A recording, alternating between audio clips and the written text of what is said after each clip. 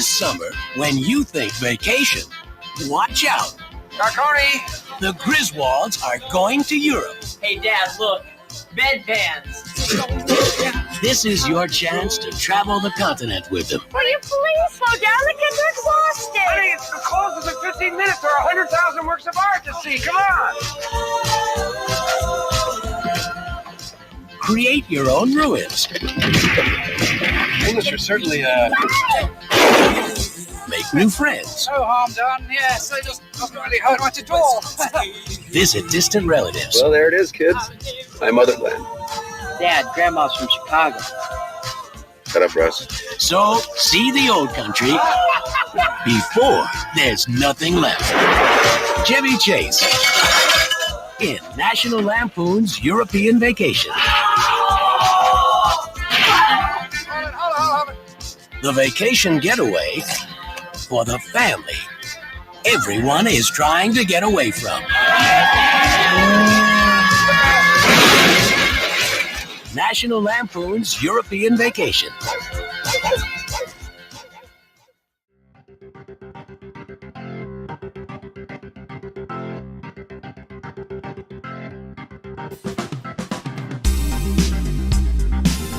Hello, hello. I'm Katie, and welcome back to Retromade, your pop culture rewind. Today, you better pack your bags and grab your phrase book. Know what that is? Because we're headed back to 1985 for the 40th anniversary of National Lampoon's European Vacation. We'll relive the Griswold's chaotic trek across the continent while also diving into pop culture that defined the mid-'80s.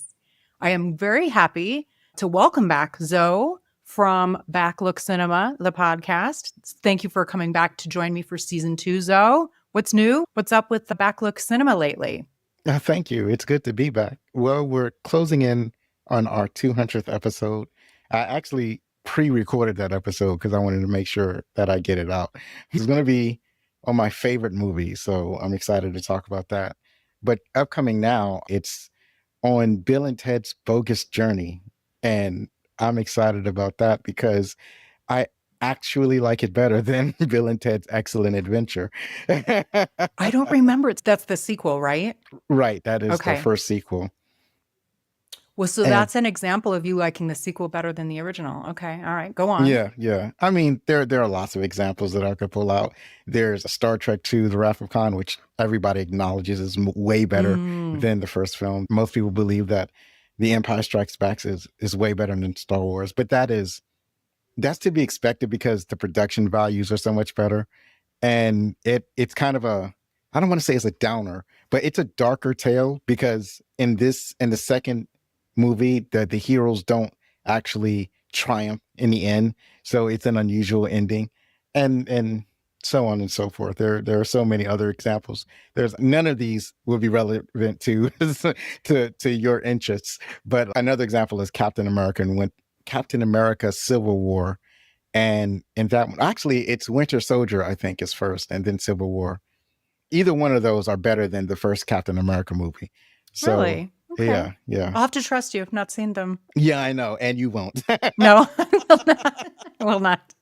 As I a will matter not. of fact, I just watched two superhero movies almost back to back. So the Superman came out and then Fantastic Four came out, and I had a blast with both of those. And I recommend Superman to any dog lover. Anybody who loves a dog would love this movie. And I really loved that they put a bunch of comic book stuff in the movie that's not normally in the movie, especially Crypto.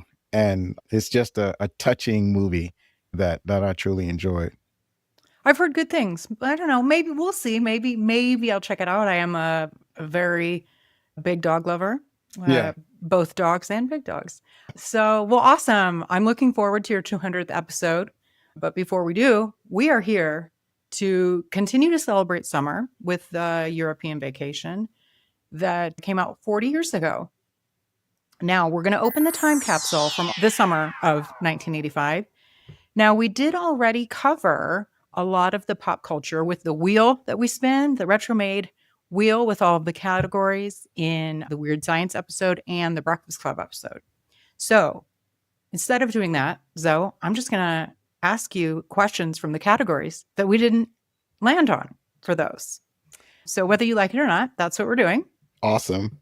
Hit me. Okay. I feel like, okay, this is the mid 80s. There's lots of good things happening in the pop culture realm. Movies especially, I feel like. Now think back to 1985. There's a lot of iconic soundtracks in the top movies, unforgettable one-liners, and some of the biggest stars of the decade. Do you think that you can name any of the top 5 movies? Probably not. And I believe that one of them should be Back to the Future. Number 1. But what else came out in 1985? I think you could guess all but one of them. So you already got Back to the Future. Number 2 is one of the biggest comedians of the time. He's one of the biggest comedians of that time? Oh my goodness, but there were so many. True. There's what's his name? Rodney Dangerfield, but I don't know if he had a movie in 1985. But he did come out with a bunch of movies. And even Andrew Dice Clay was big at one time. So I would say the biggest comedian at the time. Big movie star. There were multiple sequels to this movie, but this is the first one. Oh, I know what you're talking about. You're talking about Eddie Murphy, so you must be talking about Beverly Hills Cop. Yes, yes. Yep. Now, number 3 and number 4, this is amazing, and it's very down my alley, up my alley, whichever you say. One of the biggest, I would say the biggest, one of 2 big action stars of the 80s. This particular gentleman has both the number 3 and the number 4 movie in 1985. What were they? Muscle Man. So probably Arnold Schwarzenegger. So if it's Arnold Schwarzenegger, then you're shaking your head. No, it's not him. The other one. The other one. The other one. There are like 3 of them. So there's Arnold really Schwarzenegger. two top ones, right? The 2 top ones. The other one is Sylvester Stallone. Okay, and he has 2 movies. He had 2 movies? Goodness gracious. In 85. Maybe one of them was Tequila Sunrise. Maybe one of them was one of the Rocky movies, maybe? Maybe Rocky 2? Zoe, I'm disappointed in you. Okay, so number 3 is Rambo First Blood Part 2. Oh, that's so sad. That is sad. That's one of the earliest movies that I covered. That may have been the first one. It was a really good one. And I have a dog named Rambo. Right. And number 4 is Rocky 4. Oh, okay. So one of them was the Rocky movies. I just guessed the wrong one. They both came out in 1985? Yeah, isn't that crazy? He has the number 3 and the number 4 movie. He was cooking like that. He was cooking with kerosene and gasoline mixed together. And then he just set it on fire. He definitely. And those are, oh man, Rocky 4 is my favorite Rocky movie. I have a dog named Balboa. So. And as an aside, I think it's up your alley, not down your alley, because You're down right. your alley sounds dirty somehow. You're right. You are correct. Number 5, I don't think you'll guess. Okay. But maybe with this clue, it's about old people and sci-fi. Oh, I do know this one. It's Cocoon. Yeah. Yes, I remember that movie. I got to cover that one. This was in the midst of the Gutenberg era when he was triumphant. He was like on the top of his game. Every man wanted to be him. All the ladies wanted to be with him. He was in that era. And he had a bunch of movies, like a string of movies that came out right around the same time that just really elevated him. And then he's sort of just disappeared. He did. He did. What happened to the funny thing is that he hasn't disappeared. He just leveled to television. Did you see that thing with him during the California fires? I think it was last year. Yes. Yes, I did. Yeah.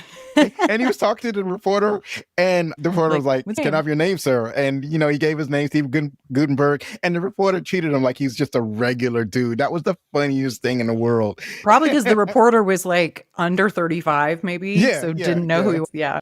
You know what? To be honest, I probably wouldn't recognize him because I hadn't seen him in such a long time. So my only reference point is from his movies when he still had black hair and he was in really good shape. And now he looks like a regular dude and his hair's gone all gray. He looks way different than when he was much younger. I don't know, Zoe, if you combine that with the very not typical name, Steve Gutenberg, I think I'd be like, "Are you the Steve Gutenberg?" I think I would. Right.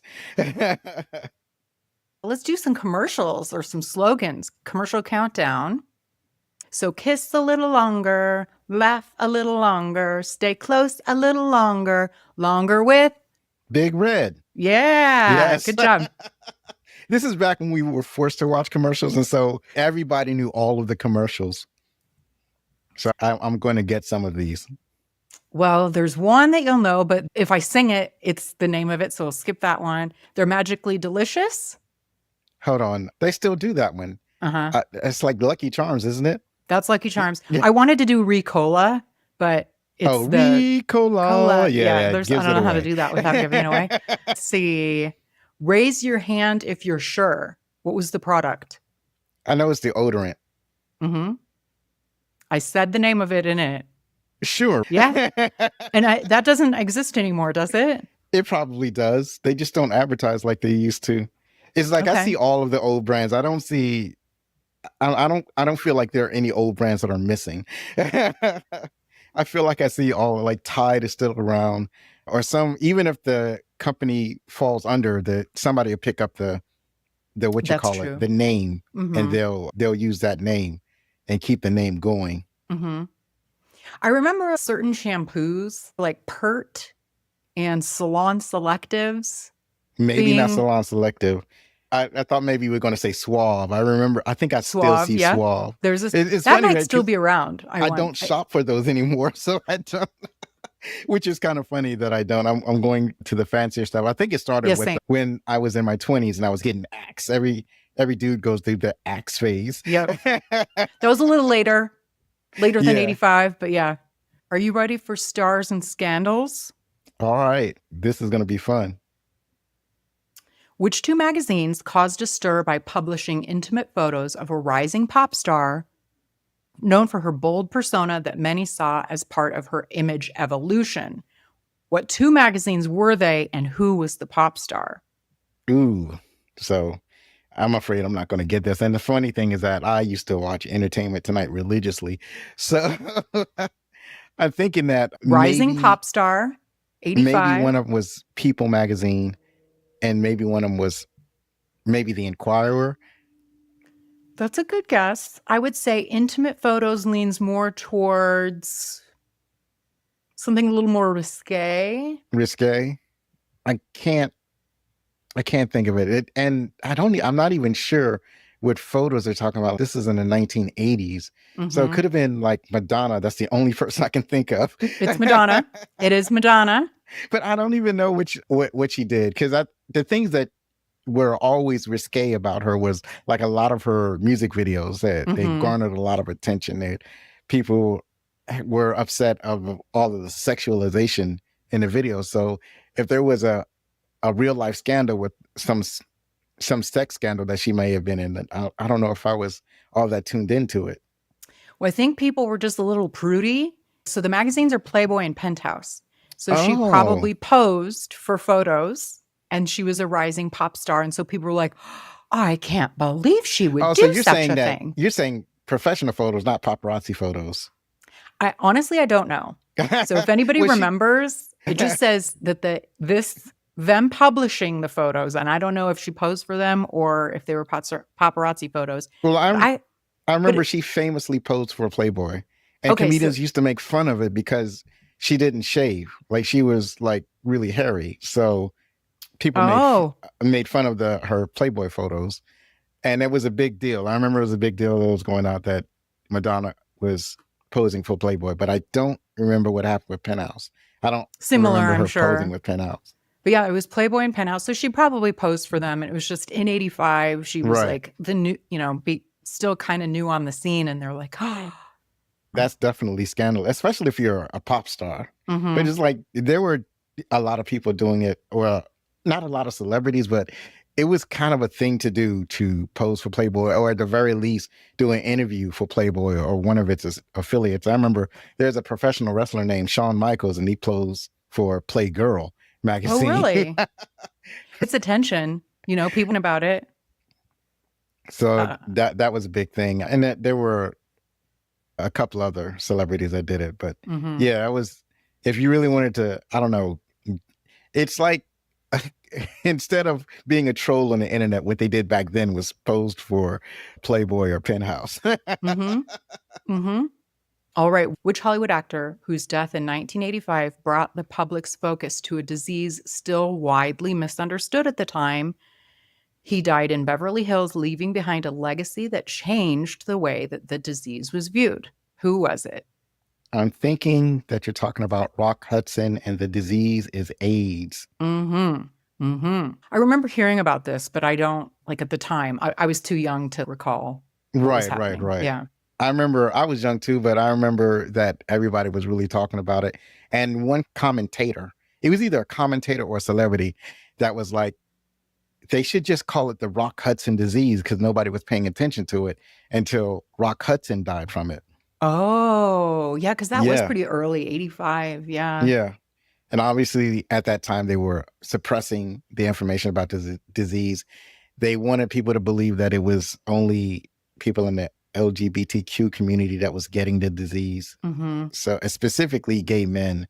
Mm-hmm. And they didn't realize that regular people like themselves could get it. Quote unquote. Regular. Mm-hmm. I'm regular. I can't get it. Yes, you can. AIDS is an equal opportunity disease. Mm-hmm. Everybody can catch it. And that was one of the things that helped people get informed about it and treat it seriously. Yeah, you're right. It says that he left behind a legacy that changed the way that the disease was viewed. Yeah. All right. In August of 1985, a pop icon married an actor known for his volatile reputation, with the wedding taking place in a dramatic clifftop ceremony. Who were they? I'm sure I don't know this. Probably Sean Penn, Yes. maybe Madonna and Sean Penn. Yeah, Madonna and Sean did I Penn. get that Remember when right? they were married for a short while? I remember a couple of marriages. I remember Prince and Diana. I remember that marriage. And I think I remember people talking about Madonna and Sean Penn getting married. Mhm. Well, I don't think they stayed married that long either, did they? No. Now here's Yeah. another one. Another marriage, short-lived. In 1985, a famous action star known for embodying a tough fighter spirit surprised many by marrying his much younger co-star from a box office hit. Remember? Their Are you whirlwind talking about- romance, then a short-lived marriage marked by public drama and a divorce 2 years later. Who were they? Are you talking about Rocky IV? Mhm. That was the movie, and it was a Sylvester Stallone and Brigitte. Is it Nielsen? Brigitte Nielsen. Yep. Brigitte Nielsen. Yeah. Yeah. And she got some incredible tastes, because I think, didn't they star in Cobra together also? Yeah. And then later on, Brigitte Nielsen starred in, it was a, what do you call it, reality show with Flavor Flav, and they had a short-lived relationship. She has some incredible tastes. Like, she's tolerant. She doesn't have a type. Let's put it that way. She doesn't seem to have a type. Yeah, she's interesting. I do remember I loved that show. I watched every episode of it. She called him Foofy Foofy. I loved it. Yep. I was there for the craziness of it. Yeah, it was called Flavor of Love. Well, that was the surreal life. And then Oh, they had a okay. romance and then a spin-off. So Flava Flav got repopularized by that. And so then they Right. spun that off and did several seasons of Flavor of Love. And then that got spun off. And then that got spun off. So there were like 6 spin-offs from Right. that one romance. Hmm. That's crazy. Like I Love New York. There was a few of them because, yeah. And I would say he's the exact opposite of Sylvester Stallone in every possible way. Oh, really? That's wild. Yeah. Yeah, wild. I agree wholeheartedly. That's a wild romance, that one, because she's super tall too. Yeah. Right. Well, let's do maybe one more. I got to pick carefully. Which category? Well, I like these questions. I like the clues that you supply, because otherwise I would be goose eggs over here. Let's do fad flashback. This is actually prescient from our just now, what we just talked about. This television network launched in 1985, focused on music videos for an older audience, positioning itself as an alternative to a younger counterpart. What channel? So you must be talking about VH1. Mm-hmm. Oh, I got it. And that's what, wasn't that what Surreal Life and Flavor of Love and all of those shows were on? I have no VH1? idea. Pretty sure of it. Pretty sure of it. I think the only reality television I watched was probably something like Cops or something similar. It's funny because I didn't really get into like Road Rules, or I think I watched like one season of The Real World, like when it was still like real, like reality. It felt real. But I did like some of these VH1 shows, but I hate reality TV or trash TV, whatever you want to call it now. I don't watch any of those, like Kardashians or Vanderpump or whatever. I've never really gotten into it. I maybe seen like a couple of episodes of The Real World, and I was like, you know what? Not for me. I do like the parodies of The Real World. Those are funny. Yeah. Okay, let's do 2 more questions from this category, and then we'll roll into the movie. All right. Again, we're in 85. This historic event kicked off a worldwide phenomenon that brought together athletes for theatrical competition and entertainment. What was it? Theatrical competition. It was the first, I'll give you this additional clue. It was the first of this long-standing event. This isn't an award show, is it? Athletes and theatrical performance, or just don't get too caught up in the word theatrical. It's not theater, but it's entertainment. Right. Athletic entertainment. Right. I mean, all I can think of is professional wrestling, but I know that's not what you're talking about. Oh, it is, but it's the first. It is, but it's like so the you're saying event this is in called 1985, so maybe you're talking about WrestleMania 1. Mm-hmm. Ah, yes. Got it. Sports entertainment is what they call it. That is like a new term, though, right? They didn't used to call it that. Yeah, it was throwing me off when you said theatrical. I was like, oh, theatrics and athletes, it can only be wrestling. I know. Yeah, you're right. It was the first WrestleMania in 85. I don't think I realized that. I sort of assumed it was earlier than 85 for some reason. Yeah, it seemed like it might have been earlier, but at the same time, it's something that could only happen in the 80s, because any earlier, then you have the situation where the wrestling organizations were divided up in the territories. And even like in 1985, they still had some of those territories. And WrestleMania basically broke that. It was like kind of broke up the territorial system. Oh, that makes sense. Yeah. Okay. Yeah. All right. Last one. These are guesses. These aren't facts. These are guesses. No, that tracks though. I bought it. Last question. This new service, debuting in 1985, offered classic television reruns after dark, aimed at a nostalgic, older demographic, but shared airtime with a children's channel. So this would be Nick at Night, and it's on Nickelodeon. Yes, Nick at Night. Yes, I used to love Nickelodeon. I caught a lot of their content.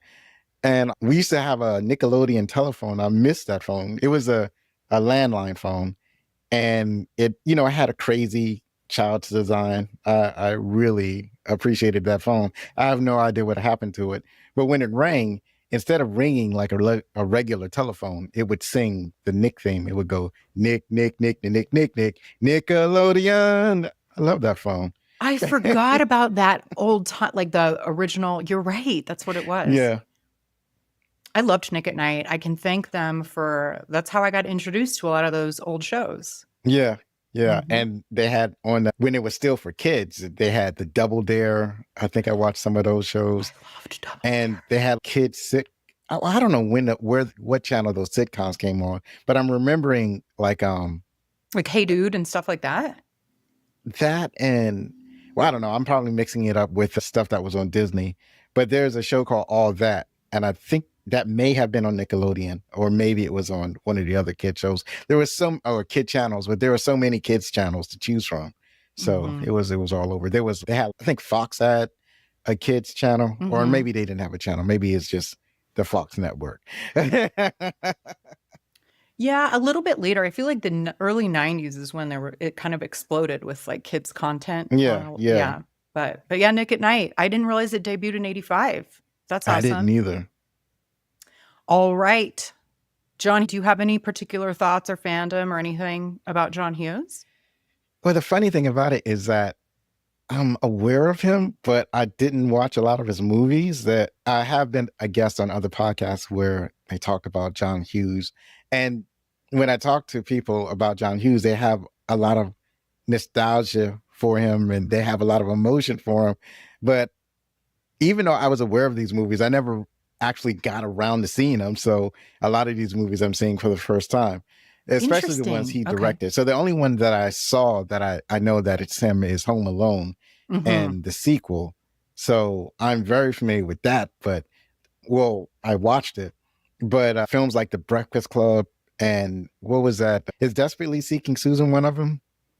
No, but Something like about Pink, right? Pretty in Pink. Pretty in Pink. Yeah. Yeah. The teen, he was like kind of known as like the teen king. Right, the teen guy. Yeah. Even when I think he did Planes, Trains, and Automobiles. He did that one. And Uncle a lot Buck. of these movies, like I had wanted to see, but I just never got around to seeing them. So I just recognize him as being a very good storyteller and filmmaker for Awesome. what he does. So this is interesting that you didn't grow up with them, which I guess, I don't know where you grew up, but they are there's no people of color in his movies. Like it's very white. So, there's that. There's that. So that's a common criticism. There were a lot of movies like that when I was growing up. So it's like, it's not, what'd you call it? Not that it's not like overly offensive or anything like that. Like nowadays, something like that would be questioned. But back then it was like, the movie of the day. It's not a surprise. And a lot of times, even when they did include like a person of color, like maybe a Black person or an Asian person or anything like that, a lot of times these roles would be tokenized. So it's almost like it's just better if they're not in there. Oh, 100%. Right. That exact thing happened in 16 Candles. The one Asian character is cartoonish. Right. They're cartoonish. So sometimes they include, this especially happens with Asian characters. Sometimes they include an Asian character, but it's actually played by a white person in yellowface. And it becomes doubly offensive because then that actor will play all the Asian stereotypes and it would a lot of times be highly offensive and it's a token character. So I wasn't like, especially during that time, I wasn't overly offended or concerned that, you would have a white director doing a white movie and they don't think to include other people in their movies other than white people. And some of those movies are my favorite movies, so I'm not overly offended. I think the closest that I come to a John Hughes style movie that I watched when that movie came out is a movie called Better Off Dead with John Cusack. You're right. It is very up the same alley. And John Cusack was in, speaking of, he was in 16 Candles. Oh, John Cusack? Yeah. Oh, awesome. I like him. Yeah. Without further ado, let's get into National Lampoon's European Vacation.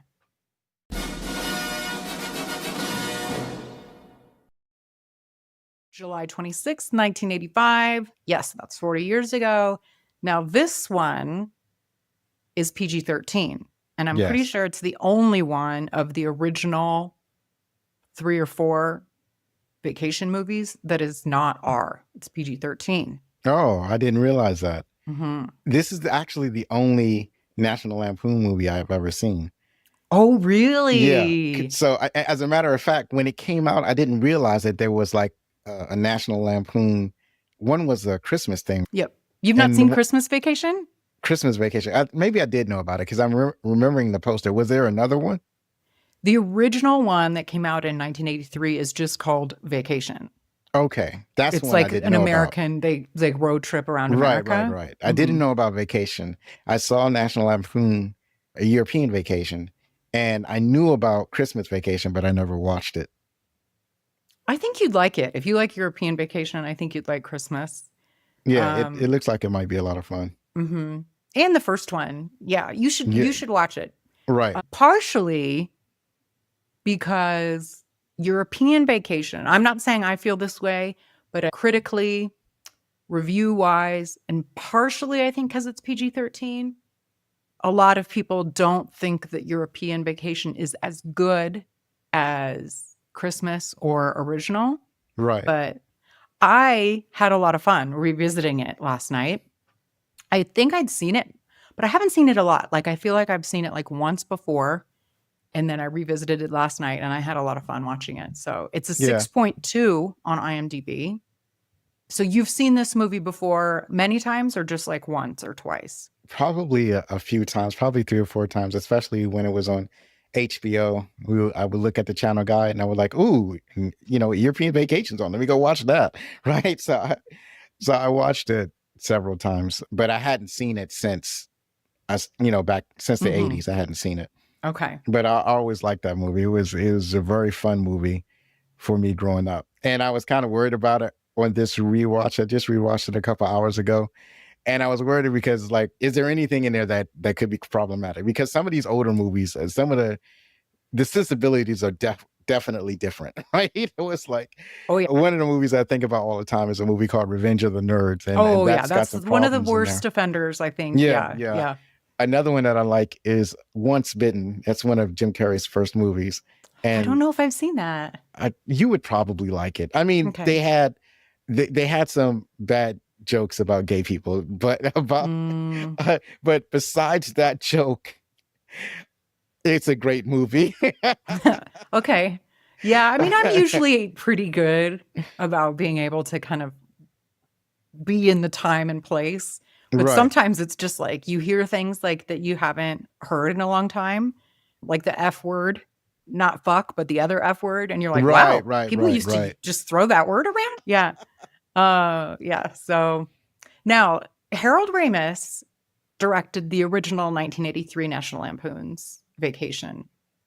He declined to return as the director for the sequel because he was busy doing Ghostbusters. That would make sense. Yeah. So Amy Heckerling was the director here. Do you know her from anything? Does that name ring a bell, Zoe? That name sounds familiar, but I don't know why.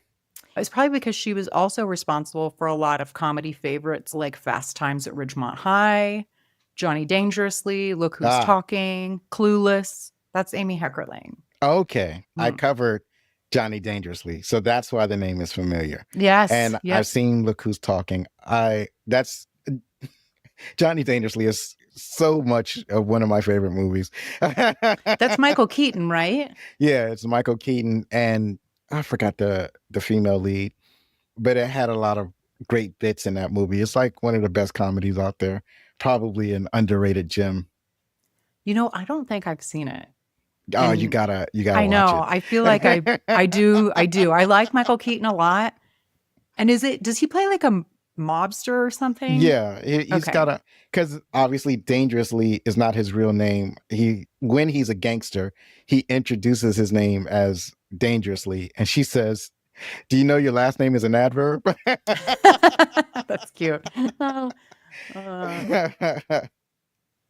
I think her name is Mary Lou Henner. I think that was the female lead. Oh, she's not. She was in Taxi. Yeah, she was in Taxi. Mm-hmm.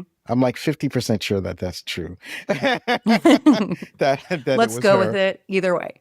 And so, what's interesting is when I was doing the research for European Vacation, I learned some things like, I don't even know if I should technically include it, because did you know John Hughes only received nominal credit for writing and the story because they used his characters and some of his ideas from the very first Vacation film in this one, but he was not actually directly involved with European Vacation. And that happens a lot. Sometimes you got to do a little digging to figure out if they actually did some writing. I come across this a lot of times when the writers are credited. If it's a book adaptation, then the author's always credited. Mm-hmm. Or if it's a original story by like a screenwriter, then he'll often get credits in the sequels because he created the characters or whatnot. So you almost always have to read into it. What is he getting credit for? Is he getting credit because he wrote the story, or is he getting credit because he made the characters? Mm-hmm. Mm-hmm. So, Yeah, I run into that a lot. I mean, but Yeah, I don't. still, they didn't they realize got the that. ball rolling. They did, I guess. Yeah. So the screenplay was written by almost entirely by Robert Klane, with some input from the director Amy Heckerling.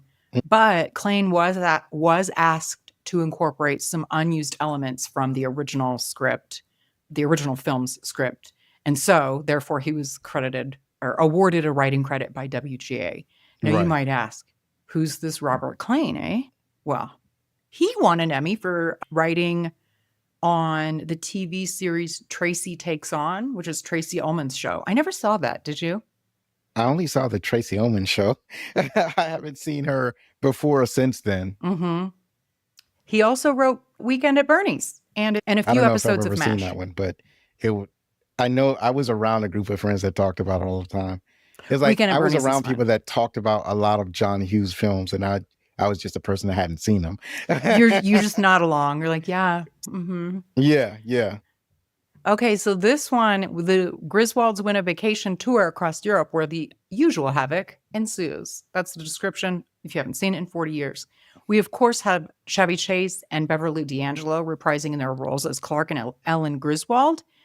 But Zoe, this is going to be interesting since you have not seen the first one. The kids are different. Yeah, I heard that it's like the kids are different in every movie. They are. And it becomes like a bit kind of because so the actress who plays Audrey Griswold in the first movie, her name is also Dana, but Dana Barron. And apparently producer Maddie Simmons already told her that she would be returning to the role. But Anthony Michael Hall, who played Rusty in the first film, could not be in this film because he was doing Weird Science. And so Heckerling requested, instead of just replacing one of them, to replace both kids. So they hired Dana. So poor Dana Barron didn't get to reprise her role, but they cast a different Dana, which is very confusing, Dana Hill. She is mostly a voice actress for cartoons when I looked her up. Did you know her from anything else? No. Did you know the kid who played Rusty, Jason Lively? No, I didn't. It looks like he's still acting, but I didn't do too much research on him. Yeah, I mean, he did. I thought he looked familiar, but I didn't know him from anything. And he's not done like a ton of stuff. Like he has some credits, a few horror movies that I was unfamiliar with. Night of the Creeps. I haven't seen that. And then I don't do horror too much. yeah, same. I couldn't remember if you were, because I have some podcast friends that are super into horror. I couldn't remember if you were one of them or not. No. Although not you. I have a friend who's getting me into horror, so I was convinced to watch Sleepaway Camp the other day, and that is a crazy movie. It sounds like you don't recommend. I don't know. It was interesting. It was crazy, and it's interesting because there are a lot of fun things that happen in the movie, and then it had a bizarre resolution because it's more of a suspense thriller than a straight up horror movie. And the other thing is that, you know, the thing that makes it charming is that the acting is really bad.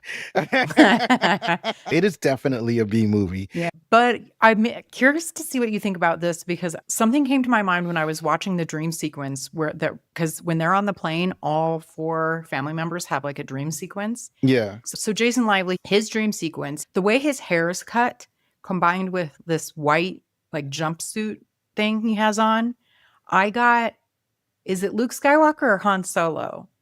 Which one is not Harrison Ford, the other one? Oh, that's Mark Hamill. Yeah. I got vibes like from, I've never seen that movie, but like posters, like because of his hair, the way his hair was. And doesn't he wear white? Yeah, Luke Skywalker wears white, but not white leather. All right. So just me. I was like, I got Luke Skywalker vibes. Yeah.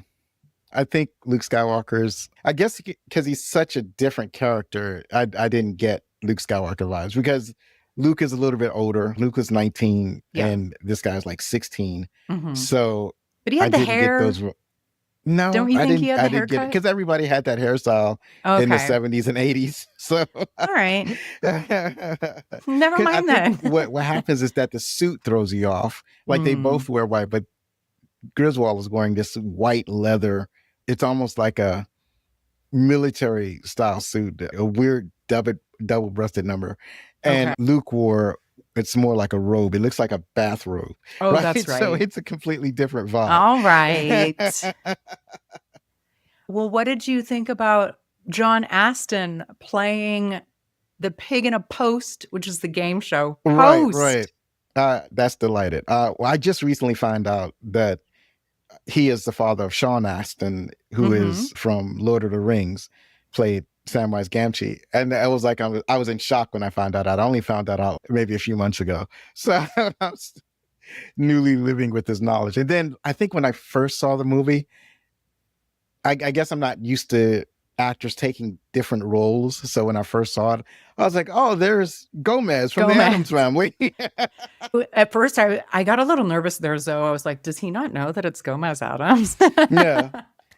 Although I have to say that he looks really different because he's a little bit older. His hair is much different than when he was Gomez.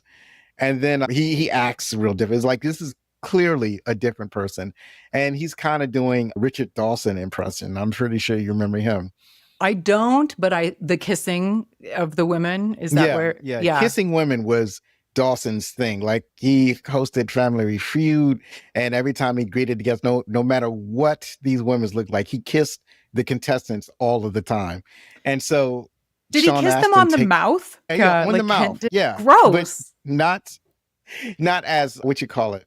So what John Astin did, he's like really getting into it. He's like almost like with the mother, he was a little bit more respectful, but still way more into it than you should be as a host of a game show, kissing a stranger. And then when he went over to the daughter, he obviously went overboard. So just he was like making out with her, and she's all of 14, making out with the daughter. Right? She's so like I was 14. like, oh, this guy is a criminal. This dude belongs in jail. And Clark's just like looking over. Oh, what's especially when you look at what's going on in today's news, or if you'll hear about people who are in children's shows, and you hear about the bad behavior that they were involved in, or you find out that one of your favorite authors is a monster.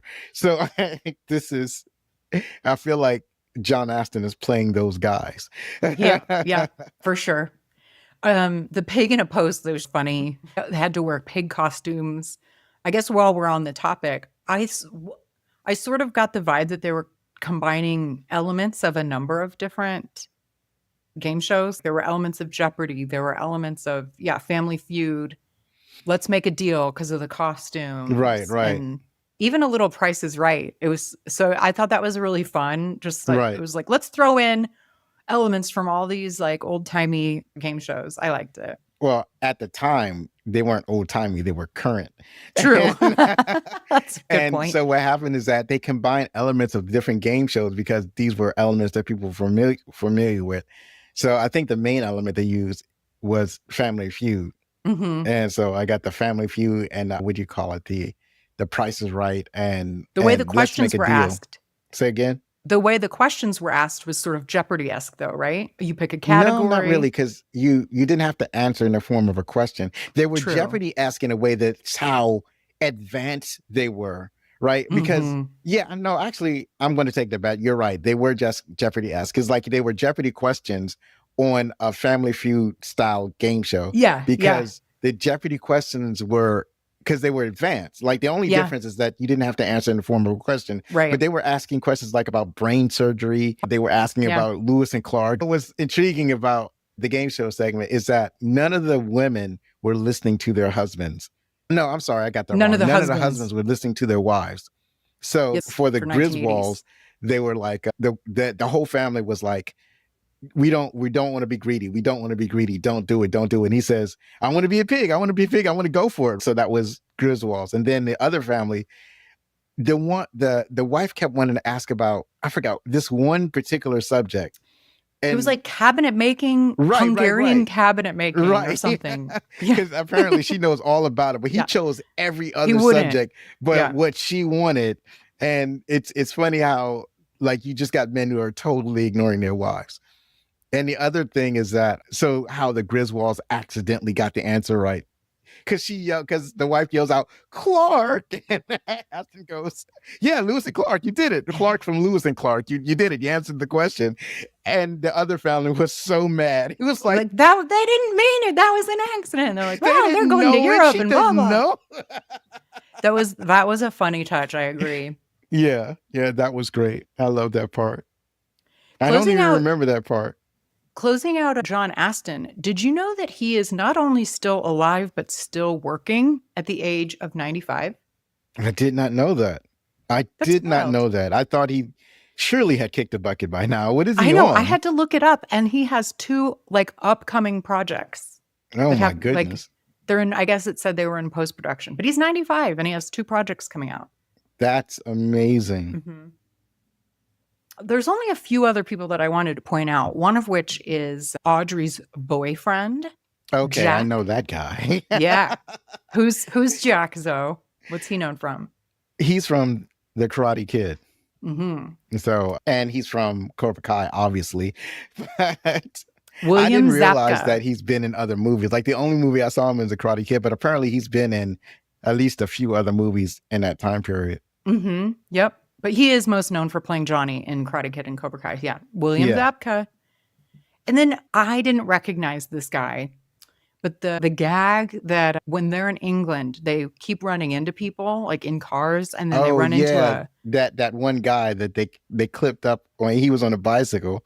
the bicycle guy. And he's like in a cast later. They totally ruin his bicycle and completely injure this guy. And that's part of I don't know if it's supposed to be making fun of the trope that the English people are just like so polite that they don't. That has to be it. That has to, because he runs into 2 cars. Like first he runs into one car, then he runs, and because he can't get used to driving on the correct side of the street. He can't drive in England. And then that British person is overly polite, and then he runs into somebody else like right after, and that person is overly polite. The second person gave them the bumper sticker. No, the bumper from his car to take home as a souvenir. Like as a souvenir. That's right. I forgot about that. And then the third person and then he clipped a person on a bicycle, which is the most horrible thing that you could do is hit somebody on a bike or a pedestrian who's walking. And he's like legitimately injured this person. Yeah. And his bike is completely destroyed. The person, the dude, they ask him for directions. He tries to give them the directions. All of a sudden blood starts squirting out of his arm. But that guy, the bicycle rider, he doesn't have a name in this, but for whatever reason, the Griswolds run into him throughout their vacation and they keep injuring him further. Like he was in a cast in a revolving door and Clark gets him stuck and there's like, oh, how's the holiday? Stuff like that. So this person's name is Eric Idle. Because people are probably going to scream at me. I feel like I've seen bits and pieces of Monty Python movies, but I'm not familiar. He's a member of the British comedy group, Monty Python. Did you know that? That would make sense. That would make sense of why he was featured throughout the movie. Because when I was watching, when they ran into him the second time, I thought, oh, this guy must be important because they keep featuring him. But I didn't know who he was either. I'm like you. I've only seen bits and pieces of Monty Python. I never watched. I don't know if I ever watched an entire show from beginning to end. I was just kind of sort of familiar with it. I'm more of a Benny Hills guy. I haven't seen Benny Hill either. I'm the worst. Don't worry about it. It'd be something that is, if you want to watch Benny Hill, you have to watch public television where they would play some British shows. So I watched Benny Hill, I watched Doctor Who, and maybe there were a couple of other shows that I seen. And then Benny Hill would come on so late at night that I couldn't catch like every episode. But it was one of the things that I liked growing up. I like British TV. I guess I didn't when I was younger because it's definitely drier than my child brain could handle, probably. The last cast member I wanted to note is the girl who plays Rusty's girlfriend. I think they're in Italy, but she's from California. Do you know who I'm talking about? Oh, okay. Yeah, they were in Italy. I don't know I know who you're talking about, but I don't know that woman. Her name is Moon Unit Zappa. It's Oh Frank my Zappa's God. daughter. Okay, I know the name. It's Mhm. Frank Zappa's daughter. Yeah. I saw her when I was in DC, actually, Zoe. I don't know, a long time ago, more than 10 Right. years ago. I was there for a Pitbull awareness fundraiser, and she was like the MC of it. Anyway, yeah. Oh, nice, nice. Yeah, I've known the name, but I never knew the person. Yeah. I think she's most famous. Like, she's an actress and stuff, and she's been in things. I think she maybe is friends with the director because I think she's in some other Amy Heckerling stuff. But yeah, I just know her as Frank Zappa's daughter. Oh, Lindsey Buckingham's Holiday Road. That's what I wanted to particularly tell you, Zoe, because that Holiday Road song that's like at the beginning, that is Lindsey Buckingham's song from Fleetwood Mac. Okay. I'm Yeah. not that familiar with Fleetwood Mac. Well, that's who he is. But Holiday Okay. Road was Right. in the first one, so they continued that here. The rest of the music was done by Charles Fox. He composed theme songs for The Love Boat and the theme music to ABC's Wild World of Sports and the original Monday Night Football, as well as the Grammy-winning hit song Killing Me Softly with his song. Oh, yeah. Written in collaboration with Laurie Lieberman and Charles Fox's longtime writing partner, Norman Gimbel. Right. Yeah. Other movies he scored, Barbarella from 1968 and 9 to 5, classic 80s movie. Yeah. Actually, I think that was yeah. 1980, maybe. He Yeah, definitely wrote some bangers. Charles Fox. Yeah, I've never even heard of him, but yeah, he did. So despite Jason Lively not really having a huge career, he was actually nominated for a Young Artist Award for this movie. We have a $17 million budget, and it grossed over $49 million. So it definitely was a box office success, despite it only getting kind of so-so critics' reviews. I think that a lot of these middle of the road movies they tend to be successful. And having like a 6.5, that's not necessarily bad. Oh. I would say a 6 or above is pretty good. Yeah. Yeah. Because there are a lot of movies that are rated as 6 on IMDb that, a lot of those are my favorite movies. Mm-hmm. Yeah, I remember covering Weird Science, and it is not known to be one of John Hughes' ultimates, but it's one of my favorites, so it really bugs me that it doesn't have a higher rating. I'm like, what's everybody thinking? It's awesome. Anyway. Yeah, I love that movie. Yeah, that's another movie that I saw that I grew up with that I watched was that one, along with the other movie we talked about, the Christmas movie. So yeah, I loved Weird Science. I don't think of it as a John Hughes movie, let's put it that way. And the only reason he made it was so that he could make his next movie, because he didn't like that movie either. Yeah, because it came out after The Breakfast Club, but he wrote The Breakfast Club first. He wanted to make The Breakfast Club, but he basically had to prove himself. So like, you do Weird Science and we'll give you The Breakfast Club. So that's basically how that worked out. And yeah, I loved Weird Science. It was pretty cool. I'm glad you liked it. Did you like the opening sequence, the credit sequence with the passport stamp on European Vacation? That was very noticeable.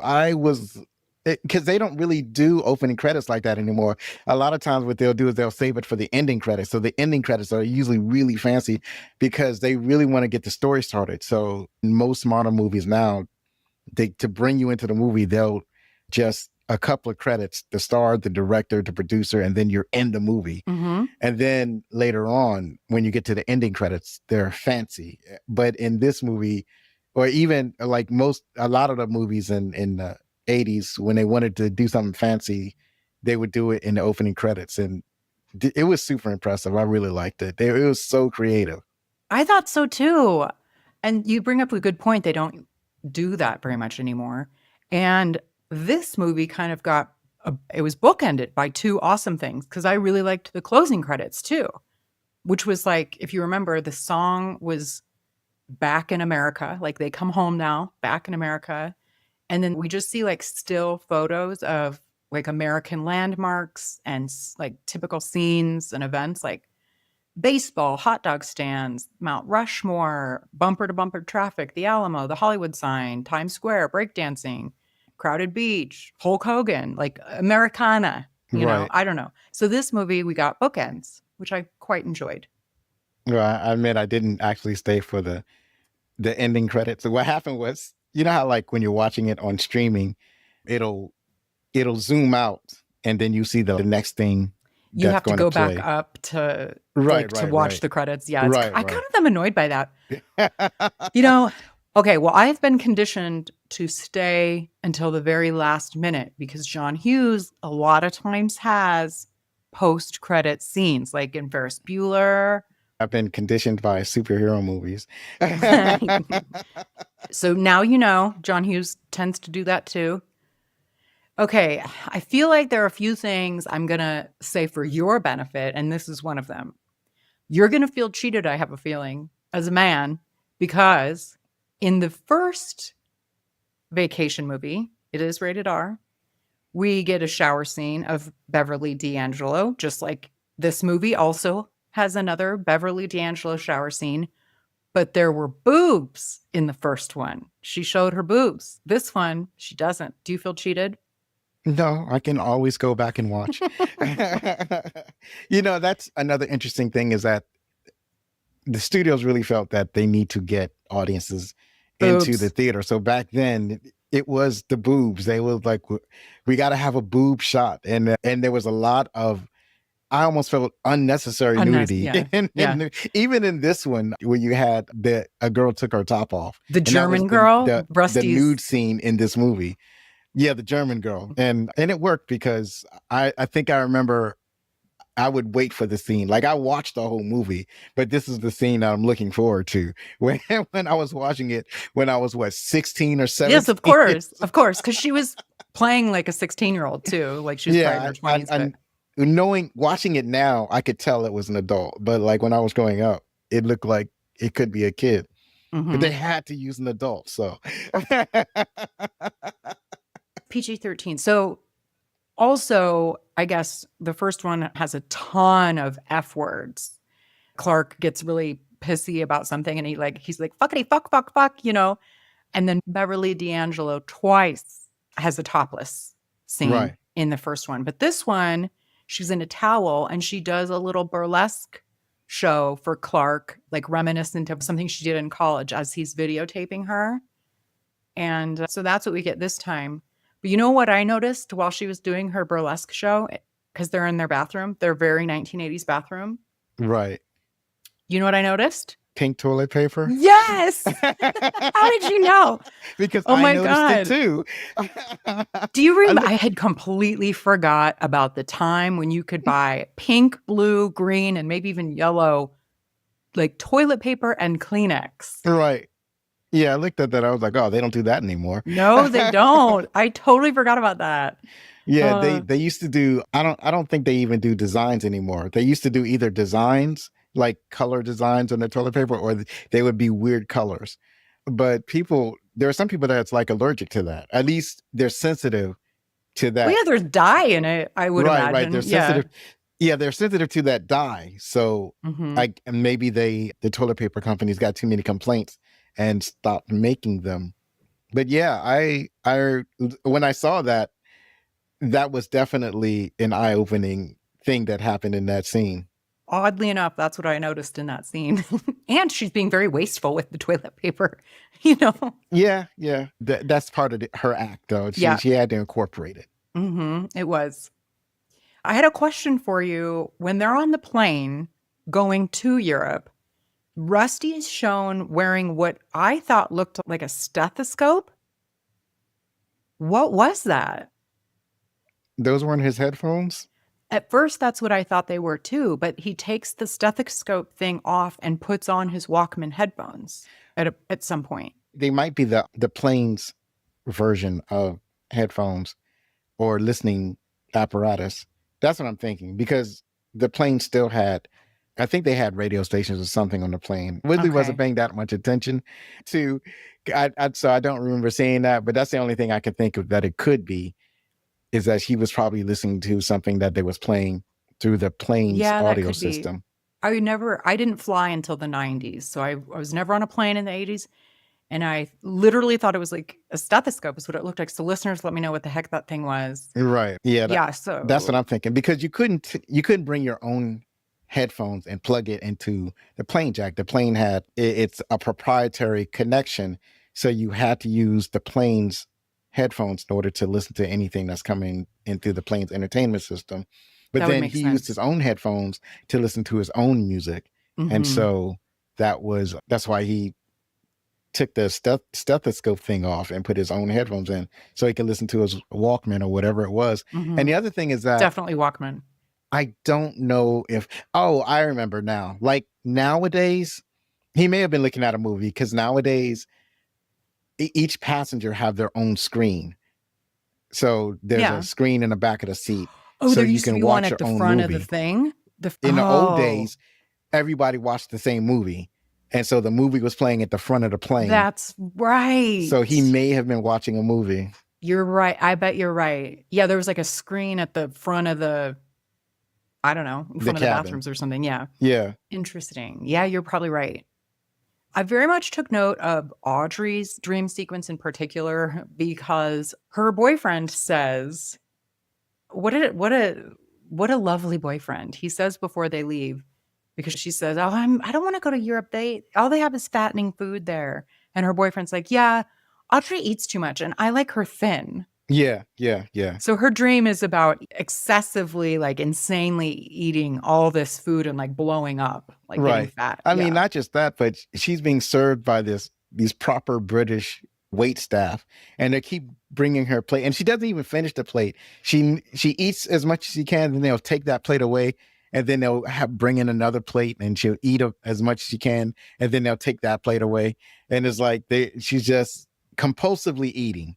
Yes. And then she starts to expand and expand. And it's like, even as her body is expanding before her, she continues to stuff her face. And that's a fear that she has. I mean, Mhm. I think some of that is, has something to do with the comments that her boyfriend makes. And she's obsessed over her boyfriend. But at the same time, she is self-conscious about eating and her body type. And Mhm. so that is a fear that she can't stop eating. And so that I feel like that dream is apropos. I feel like I would have that dream. I like food so much. She is obsessed with her boyfriend, because we see the second they arrive in their London hotel room, she puts up like a poster-sized picture and all these photos of this boyfriend. Like, Yeah, where do you get a yeah. poster-sized photo of your boyfriend? Yeah, she had so many pictures of her boyfriend. That's crazy. Also, when they first arrive in London, they're getting out of the cab and they're unaware of their surroundings, and they're getting their luggage and stuff out. And they had long, like, poles of something that they were knocking people over with. Right. What was that? I couldn't tell you. I wouldn't know. It's like, what in the heck are they taking with them when it's And a vacation? guitar. Who brings a guitar on their vacation? Did they have a guitar? Yes, there was a guitar. Oh, I'm like, what are you doing? because they did have a bunch of suitcases. That I didn't notice the shape of the cases all that much. The thing that I paid attention to was that they're trying to get out of the cab, and this dude is trying to help them, but he's getting whacked by all the members of the family, particularly the father. He's just whacking this dude with all of these suitcases. So their accommodations are a little less than what they thought they were going to be, to say the least. And I was curious if you've ever stayed in a hotel where you had to share a bathroom with other guests. No, thankfully not. I feel like that's more of a hostel than a hotel. I would die. That's definitely not fair, because in a hostel, you're actually sharing an entire room Like with a space. bunch of other Mhm. people. So it's not fair, but it's too hostile-ish if I gotta share a bathroom with everybody on that floor. And then they didn't lock the door. That was the shocking part. I mean, I can see them sharing the bathroom with everybody on the floor, but why would you have a tub where it takes time to wash yourself in a tub, right? Instead of just a shower. You would think that if you had a bathroom that you had to share with the whole floor, you would have a shower instead of a tub. And then you would have at least a couple of showers, not just that one little bathroom. But I guess That's how they make them over there. And then they didn't. That's how hotels are there. Yeah. No, and yeah, then- I don't know how then many they rooms. didn't- It was like that floor or something. And then she didn't lock the door. So that was, you kind of asking to be disturbed if you don't lock the door. They both, and apparently the room doors apparently didn't have numbers on them. So both spouses mistakenly get involved with someone else, which is, made to play for hilarity. You see it coming. Right. I couldn't get over what kind of a sociopath Ellen is for taking a bubble bath in a public bathroom. Yeah. A shared, what are you doing, Ellen? How could you possibly relax, let alone, this is not a nice hotel, clearly. Like it can't, no. I wouldn't say that she's a sociopath. I would say that she's clueless. Like she's kind of clueless, right? So she's not. She's really, a monster, Zoe. Who does that? She's ditzy about it. God. What was funnier was when Clark had went into the wrong room, and it's weird that he would go into the room and think that the woman in the room is his wife when he just left her in the bathroom. Good point. He knows That's she's in the kinda bathtub. weird. That's right. Like, how did you miss your wife? It was like, I can see it taking you a long time to find your room, but I can't see you missing your wife coming out of the bathroom and walking down the hallway to get into the room. But somehow he does that. He goes For the movie's sake. Yeah, There has he to thinks be that. a mistake. You know what's funny is I almost thought that when he got into the bed that it was a man. Me I too. thought that was going to be the reveal. Me too. That would have been funny, but as it turned out, it was a woman, and she didn't want to let him go, and that was funny. Yeah. Did she even start like touching him down there? Because he was like, no, stop. I don't like. She locked his legs with her legs. Because he's like, could you unlock your legs from mine? And she's But like, even no. before then, I feel like he was like, no, that's not necessary. So I was like, what's she doing? Yeah, she was into it. Started grabbing him, and he's like, could you go? No. That was funny. That was a laugh out loud moment. That's the kind of movie, this slapstick and screwball nature of it, which I'm not usually into, but I just let myself go for these kind of movies. And I thought it was fun. Yeah. Like them getting stuck in the roundabout. And I didn't see coming that, you see them keep going around. Oh, there's Big Ben. Oh, there's Big Ben. Yeah. But then it gets dark. Yeah. They're literally in there for hours. Right. They were there in that traffic circle all day. It's one of my favorite parts. It's the part that I most remember about this movie. When I think about this movie, I think about that part because especially now that they've started installing traffic circles in America, I say start installing like they haven't been working on it for the past 20 years. Mm-hmm. But they're more common now here. Yeah, they're way more common now. But man, dude, that's my fear of getting stuck in a circle. There's one not far from my house that I still don't like because it's a double circle. It's like an 8. And I'm like, I don't know how to get... Well, I don't like it. To tell you the truth, in Washington, D.C., they've had traffic circles since the beginning of the city. So, I've actually been dealing with traffic circles my entire life. But the difference is that in D.C., it's like they're super complicated. Like some of the traffic circles got double lanes. There are stoplights within the traffic circle. Mm-hmm. There's a lot of times there's a stoplight just to get into the circle. So they're weird and complex. It's not like the purpose of like most European traffic circles is that there is no light, that you merge into the traffic circle and then you go around to the street that you need and you merge out. But so it's weird to have traffic lights in a traffic circle, but that's how they do it in DC. Nobody would let Clark merge. He couldn't figure out how to get. Nobody would let him merge. Yeah. I did see the Stonehenge thing coming though, because at first I was like, wow, they're parked immediately next to Stonehenge. Right.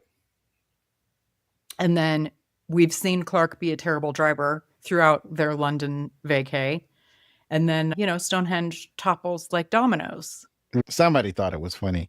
I think that the thing that makes it funny is when he says, yep, it's been here for 2,000 years and we were here to see it. We were here to experience and it'll be here for the next generation. And then he backs into it and then drives off completely oblivious that he's knocked over Stonehenge. But not that I believe that a car, like a 2,000-pound car, can knock over like a 4,000-pound stone. I don't know how heavy those stones were, but I don't think that car had enough momentum or weight to be able to knock over all of Stonehenge. It takes a certain amount of suspension of disbelief to laugh at that. Well, 100%, because only so much of it is protruding from the ground. It wouldn't actually topple anyway, but it's National Lampoons. Right. So that was London. Paris. Did you enjoy the French tropes? The funny thing is how rude that the natives were to their visitors, and how they were cursing at the Griswolds in French. So that was funny. Really uppity, the waiter, and then the microwave food. Oh yeah. They were just, the food wasn't as fancy as they were led to believe, but everything was like fancier. Like when they got to France, they had a fancier hotel, a proper hotel, I would call it. Yes. And was it France where they stole their video camera got stolen? Yes. Yeah. Again, it's all these tropes. Like French people are rude. They're uppity. Steal your shit. He's carrying this gigantic camera, and I was like, "Oh my god, that's how we used to roll back then." Camcorders were huge. Yeah, and he's like, by the time that I got around to, if I wanted to get a camcorder, they were much smaller, like before cell phones. But just and like a still hand, using like the size of your hand. Yeah, kinda? You still use like a physical recording medium to record on, because they had smaller tapes. And I think what he was used full size VHS tapes or something like that. Oh yeah, but you have to rest it on your shoulder. Yeah. So he had something that was absolutely gigantic. It was weird to how he was using it, because he was kind of using it as a camera. Like he just wanted to get the family together just to pose for a motion picture. So that was weird. It was weird. And then we see it coming because the guy is like, oh yeah, get in the fountain, take your shoes off, get in the fountain. We're like, uh-oh. Yeah, that's a crazy thing to ask somebody to do. Because I would have been like, no, I'm not. No, I don't want to be adventurous. No, I vote nay. Give me my camera back. Now, have you been to Paris? No, I haven't been to anywhere in Europe. I stopped on my way to being deployed to Iraq, and actually was Kuwait and then Iraq. We stopped at, I want to say Dublin nice. Island. Yeah. But we only got to see the airport. Oh, yeah. No, that kind of sucks. But thank you for your service. Yeah, thanks. It was like a 20-minute stopover. So I didn't get to see France or Germany or any of the more interesting countries. I have actually been to all of these places except Germany, but it was a very long time ago. The reason I asked is because, well, a couple things. Nothing is crowded. They're just able to pull up to Stonehenge. There's no crowds around.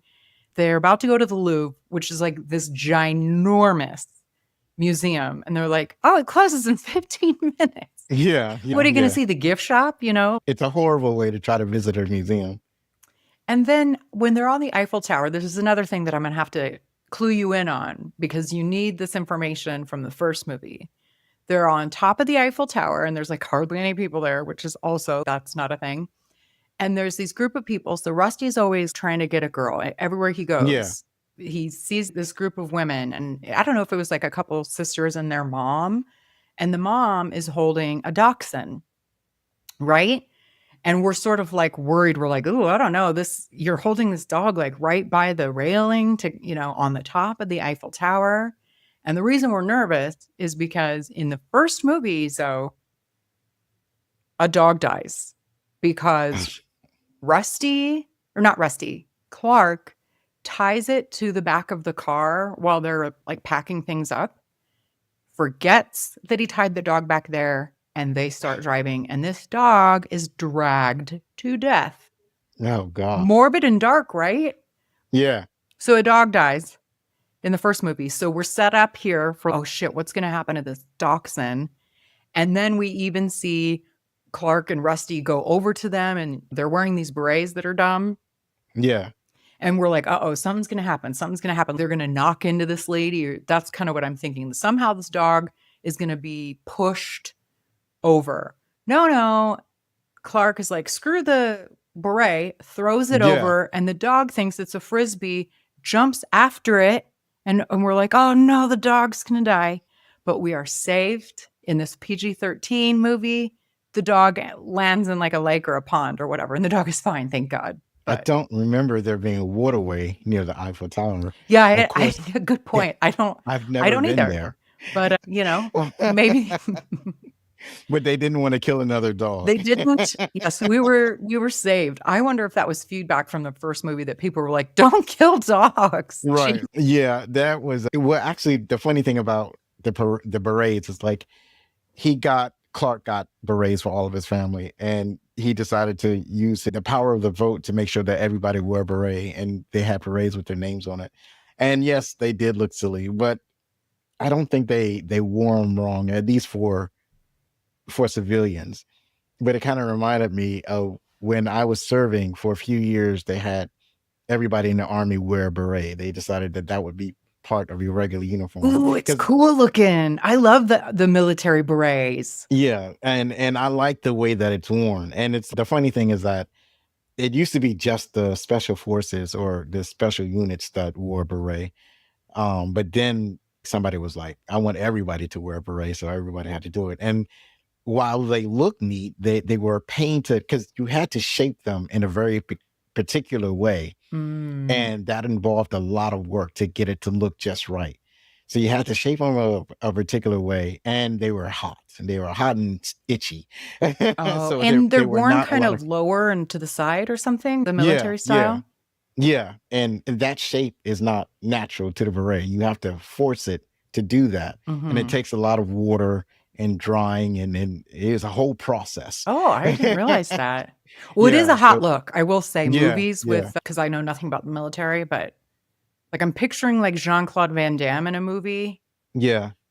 With a beret on. Anyway. Yeah. Well, what you notice is that the military berets in a lot of movies, they're not well shaped. You're right. Sometimes they're just kind of thrown on top of somebody's head, and sometimes it's like they make an effort to shape it, but it's not shaped like sharply. It's not proper. They could have did a better job. and only somebody in the military would know that. Yeah. Probably. I'm cursed with the knowledge. I like it. That's good knowledge, though. So yeah, I think it's here in Paris too that Audrey's shitty boyfriend dumps her, which she's better off without Zapka, whatever his name is.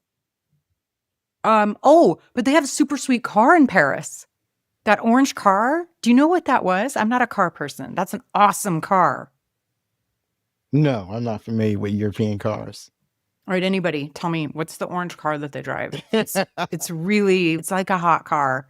It doesn't really look like a family car, but I really liked it.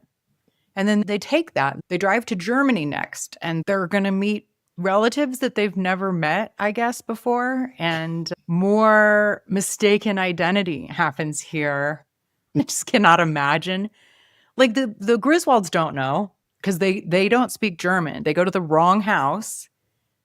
But the German people are just like, yeah, cool. And so we see them at dinner, and I'm like, wow, they're having like dinner with them and everything. And then we see them, they spend the night with the wrong people. The entire time. It's weird that they've never exchanged photographs, that they've never mailed, pictures of themselves. And they're so happy and boisterous. It's almost like they love bomb the German family. So it's almost like they have no choice but to be good hosts to these strangers. Good point. Yeah, they do. You're right. They give them no choice. Yeah, it seems like that. Yeah. But then later they're like, who the hell was that? Yeah. Like you let these people spend the night in your home. Wow. And they're none the wiser. They thought they just had this fantastic experience. Yeah, they'll go home and write letters, like thanking them, sending them a card, like thanking them for the visit. And then right. What? Yeah. We should get that sequel. They're just going to be telling all their friends, one time these Americans came and they barged into our home and they were so nice and friendly, and we let them sleep in a couple of our spare bedrooms.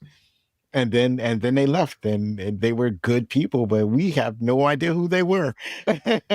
When they go to Italy, they just happen to jump. Their car in Germany gets stuck in like an old timey passageway, like that's like stone, and Yeah, it's like an arch in the yeah, street.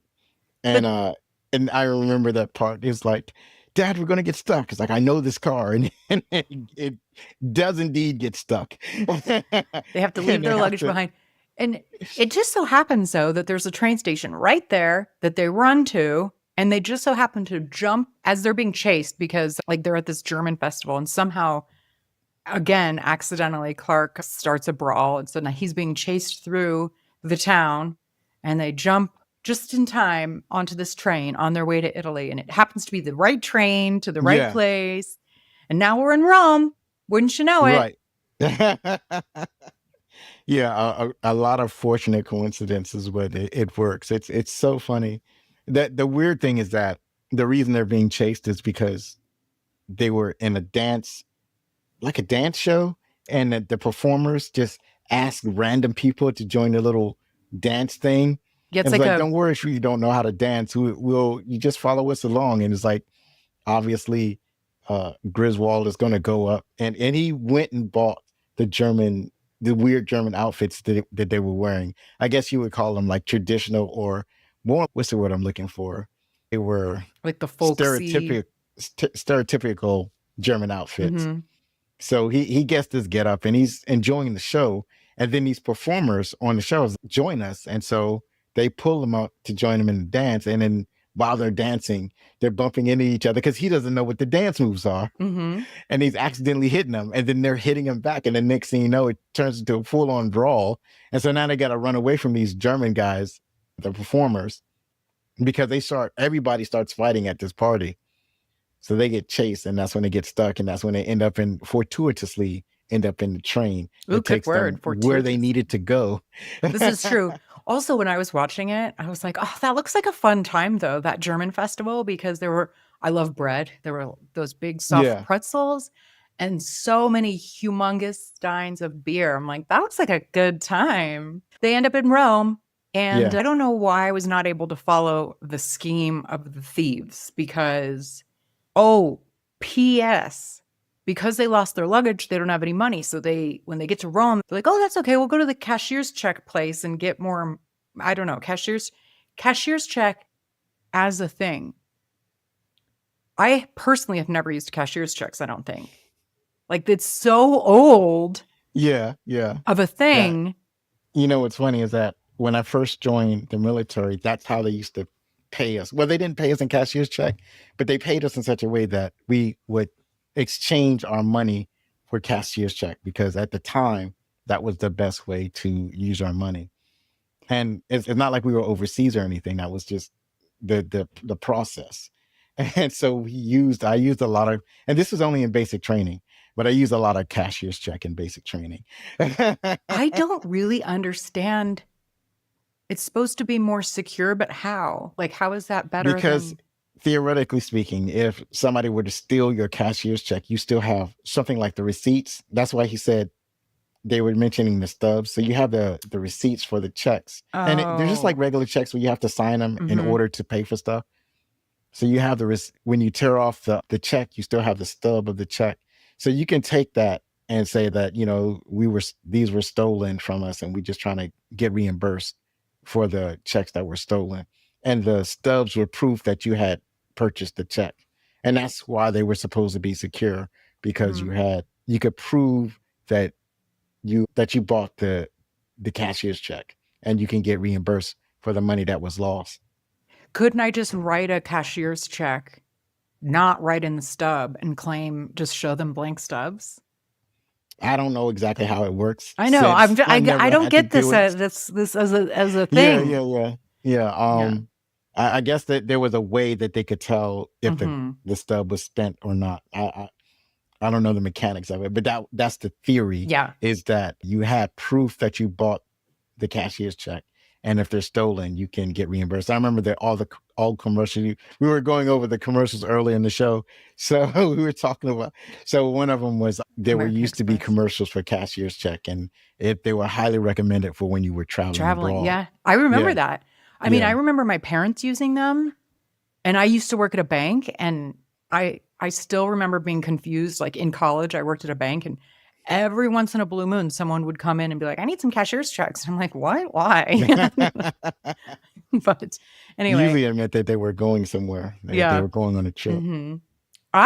Speaking of Europe, I'm going to Greece pretty soon. Wow. And so I had to go to a bank I never go to a bank, but I ordered euros. So I had to go pick them up. Instead of cashier's checks, I just got some cash. You just got regular cash. You just Regular got cash in the and my credit local- card. and they make it easier because you don't have to figure out a bunch of different currencies. There's one currency that you have to worry about, unless you're going to England and you have to worry about their currency. But it's an incredible benefit that Europe decided to The euros. Yeah, I go, agree. go to one currency. That's amazing. That's the It is. biggest achievement in 1,000 years. Maybe. Yeah. Because can you imagine like going from state to state in the US and having a different currency? It's Yeah. And it used to be that way. in the States? Yes. What? And in the earlier, probably when they were colonies, and then in the earlier parts, after That does it that changed would from make being sense. colonies to Yeah. the United States, every state had their own, or every territory had their own currency. And I don't know how the exchange rates work. Oh, wow. But- I can't. Well, that does make sense. I don't know why I didn't know that. Thanks, Mr. Yeah. History Buff.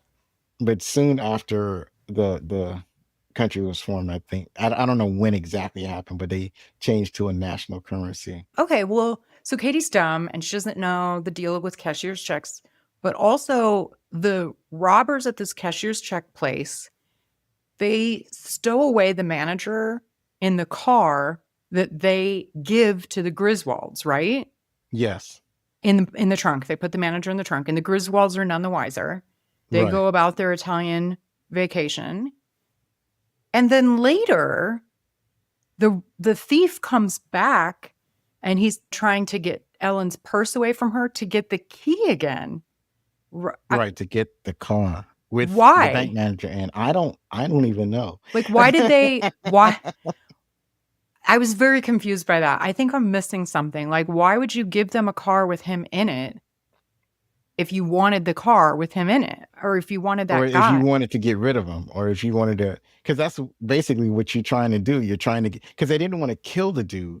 So the next best thing to do is to get rid of him so that they can keep the money. So I'm not exactly sure why. There must have been another reason why they needed him, but I thought they got their money. So why would they need him? So I'm just as confused Okay, as yeah, you I was are. like, I don't understand why he comes back to try and get the car back. I don't know. I was very Right. confused by that. So then he kidnaps Ellen, right? Yeah. Well, see, she goes willingly, and then later on he kidnaps her, and then her husband has to come and rescue her, and eventually the rest of the family joins them in order to rescue her from this dude, because when he pulls out the gun, then it's kidnapping. Yes. Up until that, it's just fun and games. Right. But that was kind of there's always a little bit of heartfelt family-ness to these movies, and that's kind of it. Because Clark and Ellen had just gotten in an argument over her nude scene being on the videotape that Right. Clark promised Right. her that he With deleted that. not just nudity, but apparently some hanky-panky, as they used to say. Yeah. Oh my God, I haven't heard that in so long. Yeah, That's right. because some dude got a hold of that video and made an entire film of it. Well, the guy in France stole the video camera. That Yeah. footage was on there. He Yeah. told her that he had deleted it, but he didn't. And then Right. he's like, shit, that got stolen. She ends up on a billboard for Yes. porn or something. Definitely, because it was a movie poster. It was a movie poster for a porn, and I forgot the name of the movie. Something about wet wife in bathroom. Or Oh, something like was that what it was? The name was? of the movie.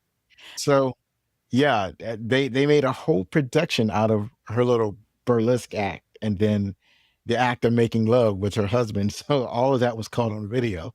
Mm-hmm. It was. That's very typical of this kind of a movie. So then they, they're all happy now. Everybody's together. They saved the day. They go back home on the plane. And they were in first class, weren't they? On the way home somehow? I don't know if they were in first class. They were really close to where the pilots stay, were. Which would mean, and it was only like 2 seats. Or I don't know. It seemed like it was first class. Right. I could be wrong. But yes, the last gag is Clark is looking for the bathroom and he busts the door open and it's actually the cockpit.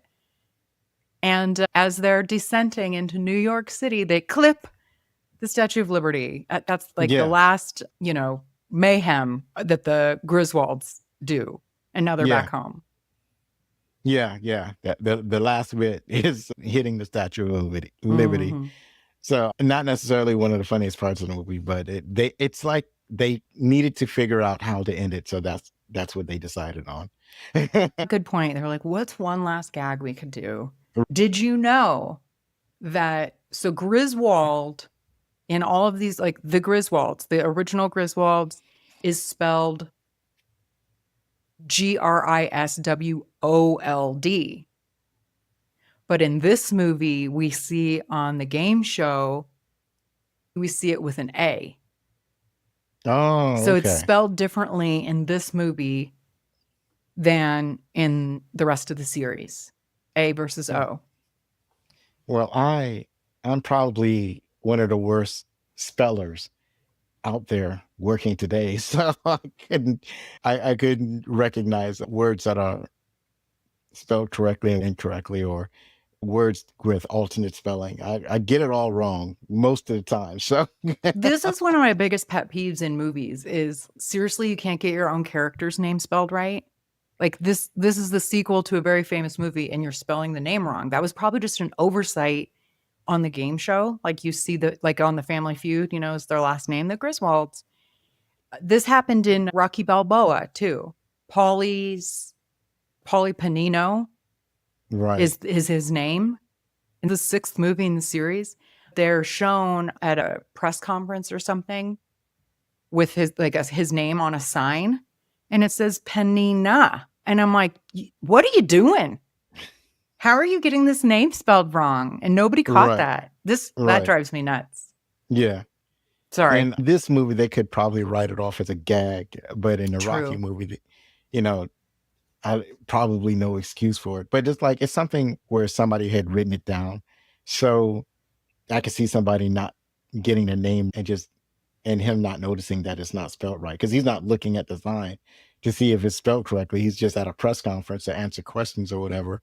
So in Rocky, it's like less of an excuse for it, but it's some of the details people don't pay attention. It's like that's somebody's job, right? It's like a medieval show like Game of Thrones, and somebody has a Starbucks cup. Yeah. So they have to go back and digitally erase the Starbucks cup. That kind of stuff drives me nuts. Or even probably one of the stagehands had brought to the set and not paying attention to the scene. Yep. So, accidents happen, I guess. Yeah, I know. I understand how it can happen, but the fact that nobody catches it drives me nuts. Right. Or they caught it and it was like, well, it's too late now. It's already shot. And it's like it would cost us X amount of thousands of dollars to try to fix it. True. Some trivia in addition to the name change is that Eric Idle, the guy who plays the bicyclist that they keep seeing, he and Chevy Chase became friends after the filming of this movie. And they started working on a screenplay for a follow-up called National Lampoon's Australian Vacation. And they had some gags planned out, including some shark-related ones. But I guess they abandoned the project shortly after. They couldn't come up with a whole movie. But I would like to see the Australian Vacation movie.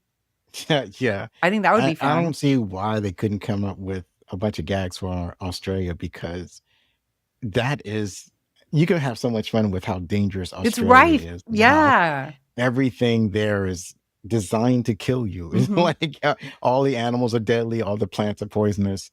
You can have a lot of fun with that. I agree. It's like National Lampoons meets Crocodile Dundee. Yeah, yeah. That's what they should have done. Not surprisingly, so I don't know if you're aware or not that Chevy Chase is notoriously hard to work with and kind of a dick. Yeah. I don't know if you're aware of that. Yeah, I've heard he's problematic at best. So he and Amy Heckerling, the director, really did not get along. So much so that one report said that she refused to step on set unless she had a plane ticket to New York, ready to leave at any time she wanted if she got so fed up with Chevy. You know, it's funny. I thought that he was like that in his old age, but apparently he's always like that. And then I think like even him and some members of the Saturday Night Live cast didn't get along. I think maybe him and Bill Murray didn't get along. I don't know. Yes, you're right. They didn't, because he's also kind of they're both just very they're both strong. hard to work with. Yeah. Correct. So I can see that being a disaster waiting. They're both weird in their own ways. Yeah, for sure. Let's see what else. Oh, you probably did not notice their T-shirts that said Wally World. I've seen that. Several of the cast member or the family were wearing them throughout the movie. Yeah. Well, that was the ultimate destination in the first film. Oh, okay. So it was fun for us to see that carry through, that they were wearing their touristy T-shirts from Wally World. Mm-hmm. Yeah, I saw the Wally World. I didn't know what the reference was because when I think of Wally World, I think people are referencing Walmart. That's what it's referred to. That's Wally World today. Yes. Back in the day, it was a fictional amusement park. It was. Mm-hmm. You have to go back and watch the original now. Yes. One of the best parts of the other originals is Cousin Eddie, which you're missing out on in this movie. But yeah, he doesn't appear. It's the only of the original 4, I think. Is he in Vegas? Yeah. Cousin Eddie, who's quite a character, played by Randy Quaid. Oh, okay. The less famous fantastic. Quaid brother. Mm-hmm. Yeah. So you gotta, I feel like I'm selling hard the other ones. Christmas especially, and the original Vacation. So you're saying Randy Quaid was in Vacation and Christmas Vacation? Yes. And he wasn't in this one? Correct. Oh, okay. Mm-hmm. He plays Cousin Eddie. Right. He's quite a character. He's probably he's one of the best parts. A character. Yeah. Even in real life, he's kind of a character. So he doesn't stop. He doesn't turn off for him. That tracks. That doesn't surprise me at all. If it's anything like the character he played in, what's that movie?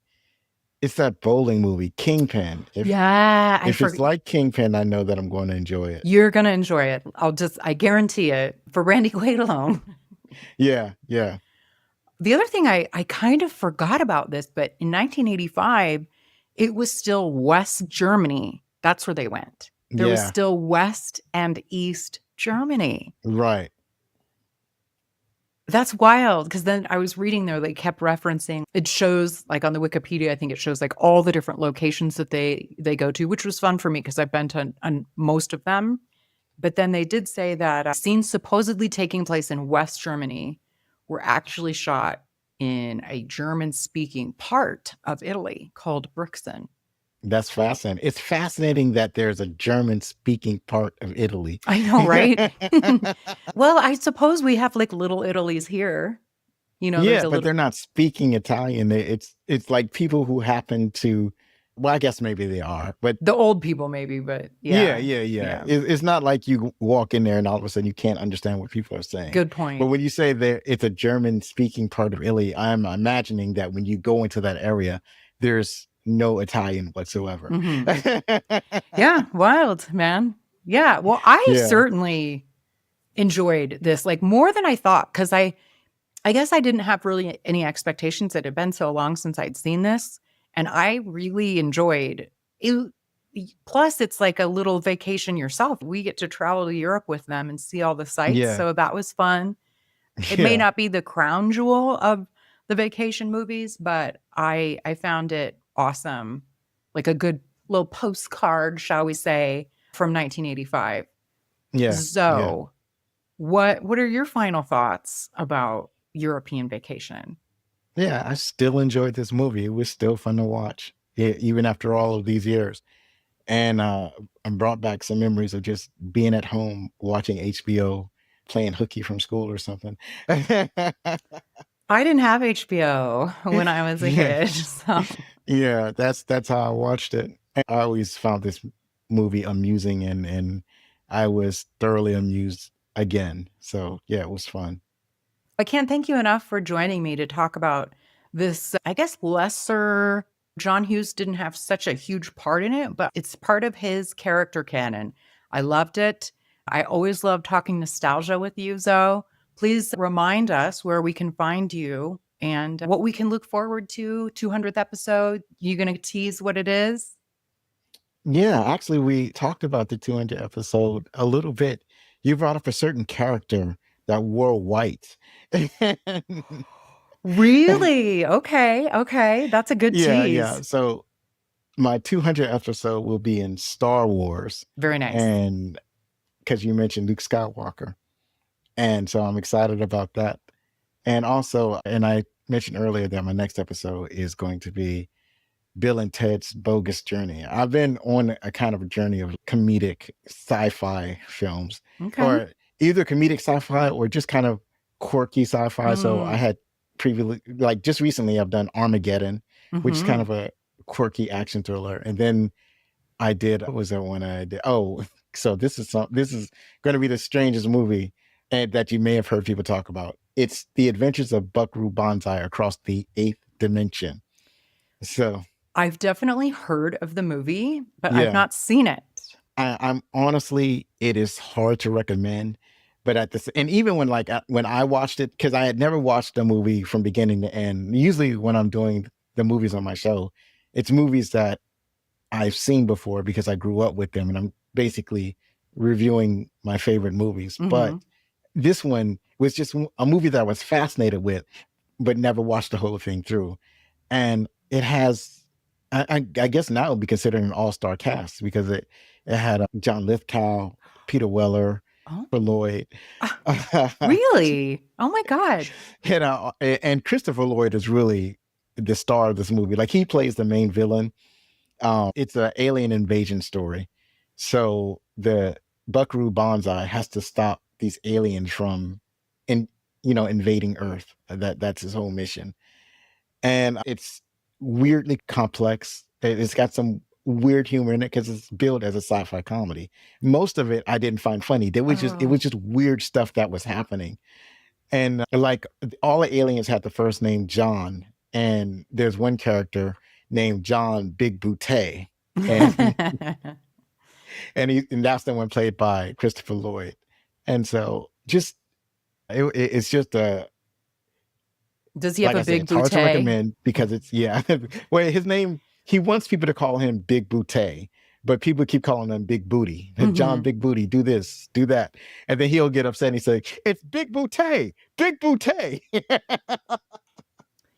To me, that was the funniest part, him getting upset over people not saying his name the way he wanted it pronounced. It sounds Spaceballs-esque, sort of. Yeah, it's Spaceballs-esque. So it's hard to recommend, but I enjoyed it. Okay. So I put it that way. All right.